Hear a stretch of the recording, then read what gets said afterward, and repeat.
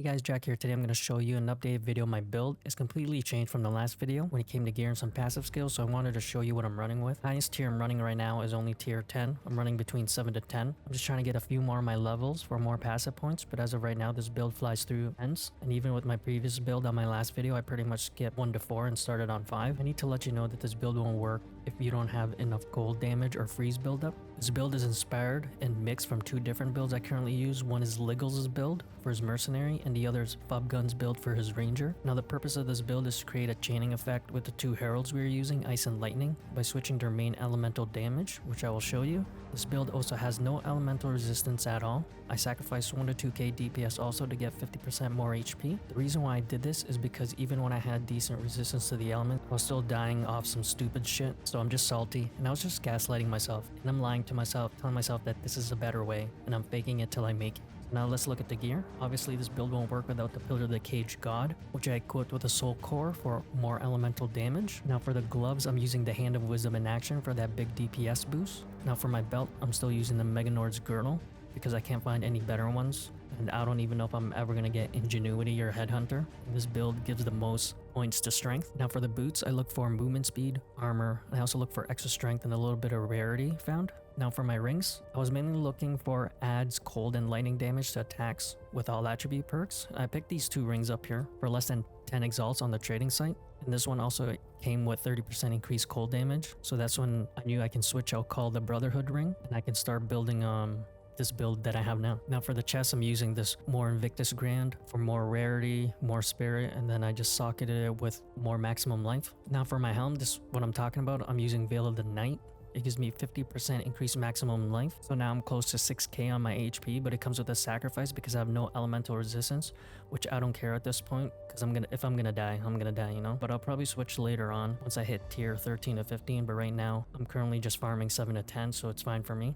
Now for my necklace, I have extra spirit, rarity found. We got dexterity, intelligence, mana regen, and I also anointed it with Doomslayer, which I will show you once we get to the passives. I don't have materials to create Titan for the necklace, and the passive points to get to Titan I don't really like, so I didn't even bother. Okay, so now let's look at the skills. Now what I meant with chaining the heralds is you're gonna want your Herald of Thunder to freeze and your Herald of Ice to shock. So with these skills, you got Cold Infusion, you got your Ice Bite, you got your Long Shot, and you got your Cold Penetration. Now for Herald of Ice, I have Lightning Infusion, Conduction, Magnified Effect, and Overcharge. Now for my Ice Strike, I got Martial Tempo, Primal Armament, Glaciation, and Concentrated Effect. For Tempest Bell, I got Leverage, Heavy Swing, and Expanse.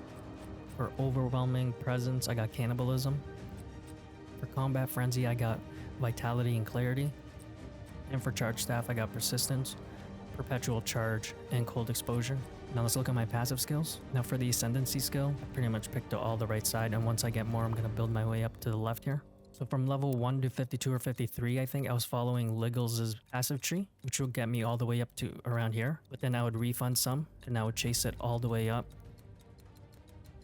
so I can get Resonance, which will work for Combat Frenzy, so you can get those constant charges for your Charge Staff. And what I did here, for my necklace I wanted to show you was Doomslayer. It gives Herald skills 30% increased area of effect and 30% increased damage. I'm not sure if I'm going to chase this yet to get the other increased damage for Herald skills. Then we're going to move up here. This is where I gave up my my Prism Guard for the elemental resistance because I'm wearing my helm. Now let's go all the way back up here again. So once I got more points, I started chasing some of these passive skills here that gives me a chance to shock, extra lightning damage, and increased freeze buildup and extra cold damage. Right now, what I want to do is try to get more DPS, so I'm probably, my next few passive points, I'm going to go up here and get my more elemental damage. And also unlock Echoing Thunder and Echoing Frost just to get 30% increased elemental damage if they're chilled or shocked. I'll just see how that works. If not, I'll just take it out. Now for jewels, I was looking for increased life regeneration, maximum range, gain 1 rage on melee hit with life regen. And yeah, that's my build.